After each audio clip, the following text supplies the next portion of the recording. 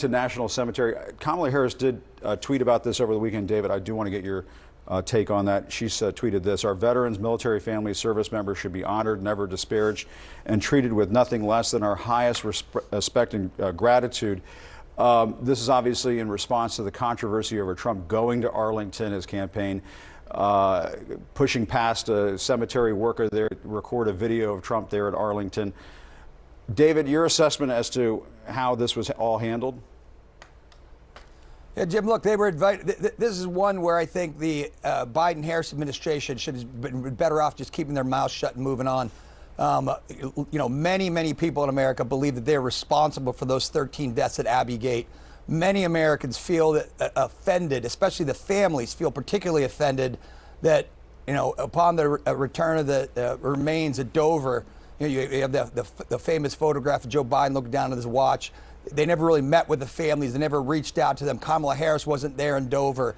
And so for them to be casting dispersion, yeah, but David, families when a cemetery worker, they did meet with the families. But when a cemetery, they absolutely met with the families, David. That's just a lie. When a cemetery worker tells you she can't, did not. Don't. The president. No, wait, Jim, hold on. President Biden, when this happened and they came back, the bodies came back. President Biden met with the families, and he sat there and listened to them. He was there and listened to them and listened to them. So when you say that President Biden and Kamala Harris didn't meet with the families, that's just not true.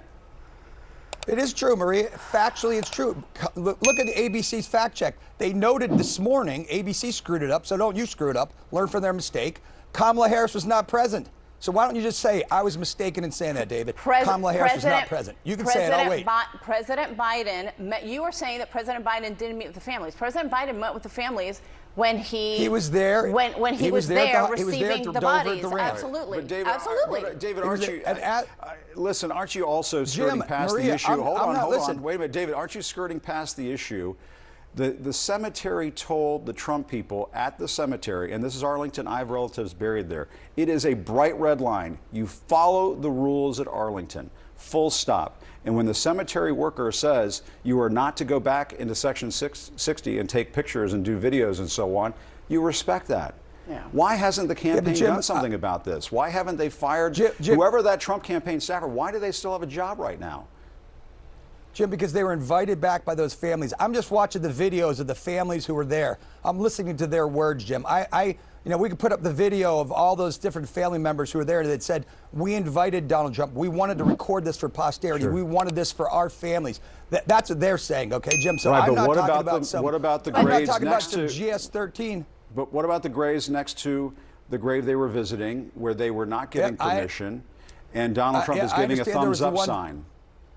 I understand there was one family member that said that they were offended by it, and I'm sorry that their loved one's grave was photographed there. That's obviously something that was regrettable. But what's not that's regrettable why you follow the cemetery's rules. That's why it's the cemetery. Jim, what's not regrettable is Donald Trump going there to pay respect to those families. Those family members wanted them there. They're suffering inside, and if Donald Trump and his team could give them some comfort, I'm all for it. Yeah, but you know what? I think that's fine. Guys, but I think the underlying story here is that Donald Trump didn't do this for these families. Donald Trump did it for Donald Trump in the campaign. That's why he then filmed it and he put it on TikTok and he put it on social media for his own benefit, not because he felt for the families. We'll do this conversation. Guys, you're just on the wrong side of this one. I'm sorry.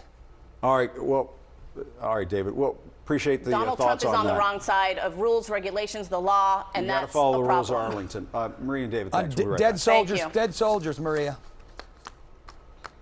All right, we'll be right back. Hey guys, welcome back. So, the media is boldly claiming that Kamala Harris was present when the bodies of the 13 soldiers killed at Abbey Gate in Afghanistan returned home. Now, that would have been fine, except for one tiny detail. It is not true. In fact, NBC had to issue a retraction after Kristen Welker's interview with Tom Cotton yesterday because, you guessed it, Harris wasn't there. This is another glaring example of the media's shameless attempt to protect Harris and, by extension, the entire Democratic narrative. They're so desperate to boost her image that they'll lie to your face even when the facts are out in the open. It's as if the truth doesn't matter anymore as long as it serves the political agenda. Take a moment to think about it. These families lost loved ones in a devastating attack, and rather than focusing on honoring their sacrifice, the media is busy rewriting history to make Harris look good. This isn't just a slip up. It's deliberate effort to manipulate public perception. And why? Because if Trump gets credit for respecting the military, it disrupts their narrative.